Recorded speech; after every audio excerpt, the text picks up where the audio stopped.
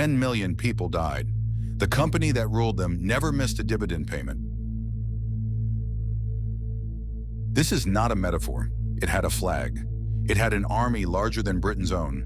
It had its own courts, its own coinage, its own foreign policy. And a boardroom in London decided who in Bengal would eat. Candlelight catches the edge of a brass seal. A clerk dips his quill, writes a number in a column. Pepper, silk, cotton, tea. No one in this room has fought a war. Not yet. The ledger grows. Page after page.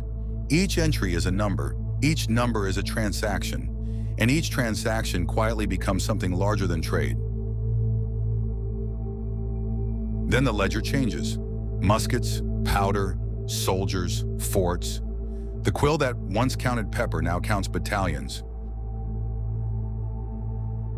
It began with a royal charter, 1600, signed by Elizabeth I to beat the Dutch and the Portuguese to the spice trade, a monopoly granted on paper to buy pepper. But a monopoly is permission to exclude. An exclusion, backed by enough money, becomes permission to dominate. The company minted its own coins. It kept its own army rosters, its own courts, its own diplomats. On paper, it was a business. In practice, it was becoming a state that nobody had elected. The ocean was violent. Ships were lost. Rivals carried cannon. So the company did what any rational actor does when profit is threatened. It bought force. Guards became soldiers. Warehouses became forts. The company called it protecting commerce. It was learning to kill for revenue. 1757, Plassey, 3,000 men against an army of 50,000. He did not win by courage. He won by bribery. The Nawab's own commander was paid to hold his troops back and watch. Robert Clive returned to England obscenely rich, richer than King's Question. Parliament put him on trial for corruption. He was acquitted, barely. 4 years later, he took his own life.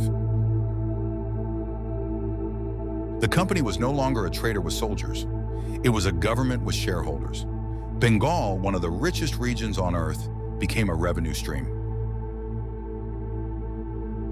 Tax funded the army expanded the rule expanded the tax, a machine that fed itself. To feed the machine, land revenue demands doubled almost overnight. Farmers were pushed toward cash crops instead of rice. When the rains failed, there was no cushion left. The monsoon failed. Bengal starved. An estimated 10 million people died. And through the worst of it, company records show land revenue collection barely slowed.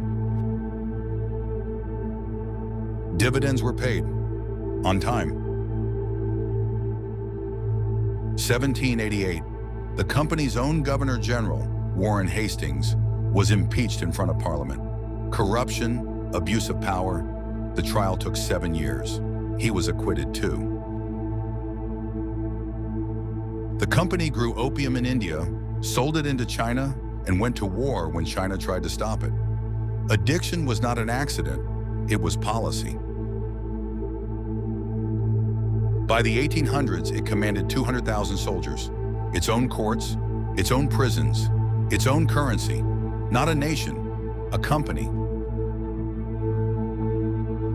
The state that created it now had to manage what it had made.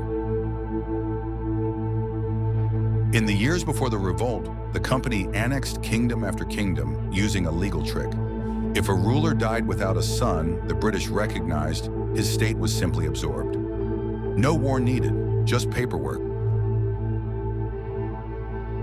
The people did not see administration, they saw domination, and the anger exploded. What followed was crushed with a brutality that shocked even Britain.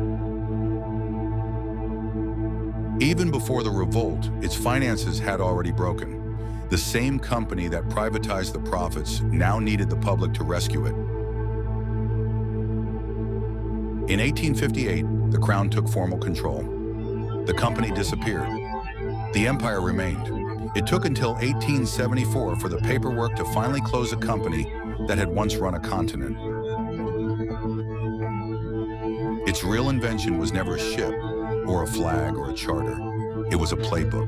Capture the market, control the rules, externalize the damage, keep the profits, let the state clean up the crisis. The pattern survives wherever private power becomes too important to challenge. Historians have estimated its peak value, adjusted for today, in the trillions of dollars, larger than almost any company that exists now. No villains were required, only the wrong thing optimized. What happens when profit becomes powerful enough to buy law? A company can become an empire, and by the time people notice, it may already be ruling them.